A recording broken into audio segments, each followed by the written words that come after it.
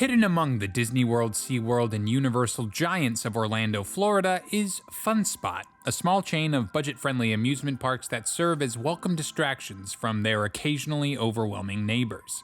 While the big-time Orlando parks are accompanied by airport-sized parking lots, multitudes of hotels, and elaborate theming, Fun Spot is more like a neighborhood hangout. It's the county fair gone corporate, the family entertainment center with a glow-up, the place you go to leave with a few bruises instead of a few souvenirs. And I don't mean any of that as a negative. Fun Spot does not pretend to be anything other than what it is, a half-day, late-day attraction that can offer real and significant thrills without breaking the bank. A lot of the time when people are planning a trip to Orlando, they do their research and realize that two of the best reported coasters in the state are actually at two different fun spots. Yes, Orlando has the honor of playing host to two different fun spots, one appropriately named Fun Spot Orlando, the other Fun Spot Kissimmee. And inevitably, whenever two things exist in the same area with similar features, the all-important question gets asked: which one is better?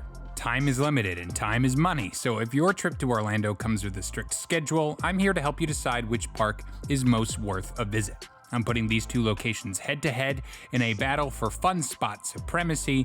This is Fun Spot Orlando versus Fun Spot Kissimmee. Now, before we get started, if you aren't subscribed to the channel, be sure to go ahead and click that subscribe button. It really helps us out here and allows us to keep making these videos for all of you. Okay, now to judge these parks, we'll compare them in two simple categories: theme and thrill. Now, for both these parks, the term theme is a bit much, as neither really contains any notable thematic elements. Instead, theme really boils down to how the park's presented, how it looks and feels to walk around it. Fun Spot Orlando, located just off the Central Highway, features a rather pleasant entrance area with the Fun Spot marquee in full display. Go through the security check and you're straight onto the main midway. From here, the rest of the park is open for your exploration. If there was one word I would use to describe the overall look of the park, I'd probably have to settle on clean, as Fun Spot Orlando is way cleaner than you'd expect from other similar parks. The nicely bricked midway feels like an upgrade from the typical asphalt you usually find at budget amusement parks, and the landscaping is neat and on brand for a nice South Florida aesthetic. There's even some very lightly pseudo-themed areas in their kid zone and boardwalk, which, while generally unimpressive, is still a nice touch. You can also take the time to visit the Gator Zone for some alligator action, but considering I grew up in Florida and already had my fair share of golf course gator encounters, I personally took a pass. The park itself is centered around what I would only describe as a pond, but it does feature a decent fountain package and gives the park a sense of scale. Now for a score. Well, all of these scores are on a curved scale because neither of these places is going to compare to a Disney or a Universal. So considering all of that, I'd have to give Fun Spot Orlando a 4 out of 5, which I know sounds high, but I was legitimately impressed at how pleasantly presented Fun Spot Orlando was. It's just so clean. It feels like a rich kid's backyard, full of attractive-looking, well-maintained rides waiting to be enjoyed. Now for Fun Spot Kissimmee. Straight off the bat, I will say that clean is not a word you will hear me use to describe this park. The vibe is completely different. First off, Fun Spot Kissimmee is right next to another area of Orlando called Old Town, which is full of bars and restaurants and general nighttime entertainment. And so where Fun Spot Orlando is entirely standalone, Fun Spot Kissimmee is somewhat inherently designed to be an attachment of Old Town. During the daytime, the Kissimmee location, in my opinion, looks way more outdated. The rides are noticeably less well maintained, at least aesthetically, and the grounds themselves are, at best, reflective of the chain's budget appeal. The park, like its Orlando counterpart, is also centered around a body of water, this time large enough to be considered a full-on lake, which is definitely the highlight of the park's look. It's at this point where it's important to mention that both parks are usually open until midnight, and Fun Spot Kissimmee is the main beneficiary of these hours. Because the park is so close to Old Town, it gets a ton of nighttime visitors, usually people who have had a drink or two at nearby establishments, which can give the place a very lively and festive feel. Overall, I'd give Fun Spot Kissimmee a 3 out of 5 for theme. During the daytime, it can, in my view, look pretty run down, but during a night on a busy evening, the park takes on a whole new character that can be very appealing, especially with a beer in hand. So, Fun Spot Orlando ekes out a win when it comes to theme, but what about thrill? Both parks are home to a decent-sized library of flat rides. I'm talking Enterprises, Scramblers, Carousels, Discoveries, etc., so I'll only be focusing on the main roster of attractions. Starting off with the go-karts, Fun Spot Orlando has a couple pretty neat sections of track that allow for both double and single rider experiences, as well as accommodate different skill levels. If you're a particularly big fan of go-karts, you'll be plenty satisfied with the selection here. On top of that, they also have two extreme rides in the Scream and Swing dubbed Hot Seat and the Sky Coaster, which is an upcharge attraction. Both of these rides sit at the very top of the intensity scale and are not for the faint of heart, but are sure to deliver a memorable experience for those brave enough to give them a try. And lastly, we have the coasters. Fun Spot Orlando is only home to 3 coasters, including an unremarkable E&F Miler Kiddie coaster, but the remaining 2 are, in my mind, very high-quality rides. Freedom Flyer is a Vekoma suspended family coaster built in 2013 that, while not particularly intense or forceful, is a smooth and all-around pleasant experience. I am a big fan of these Vekomas, particularly of the one found at Dollywood, and while not as good as that, it's still undoubtedly worth a ride or two.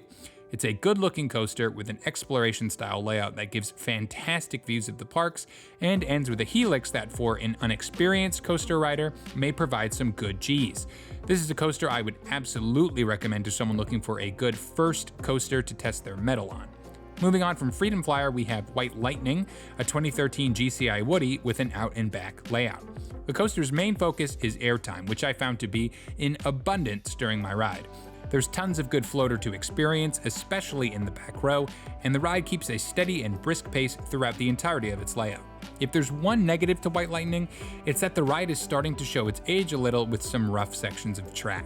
However, GCI actually used the ending section of the ride to test out its Titan track, which is their version of hybrid steel track. Once the train transitions into this little bit of track, the difference in smoothness is more than noticeable. It's actually incredible how different it feels. And I'm interested to see if GCI and Fun Spot will decide to potentially retrack the entire ride as a hybrid.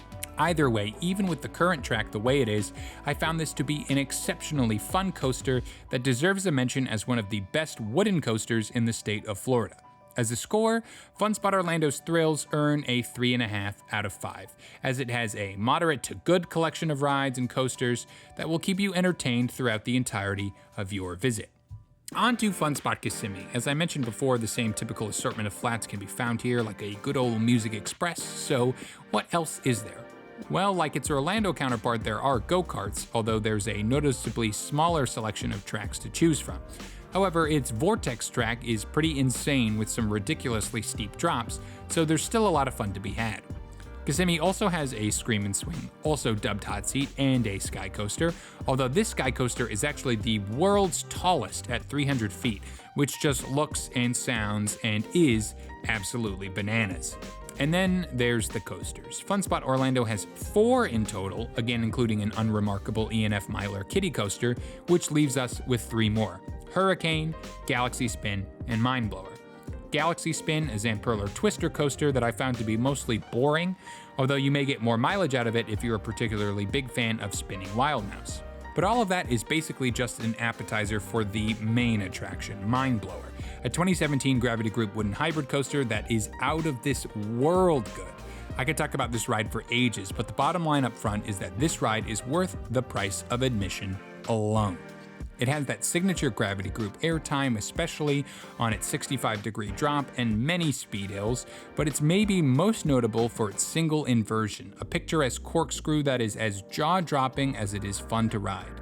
This is an intense ride with tremendous pacing that does not let up and has just the right balance of rough and smooth sections. The literal only downside to this ride are the trains. I just cannot get behind the Timberliner restraints, but aside from that, it is a premier attraction and one of the best coasters in the entire state.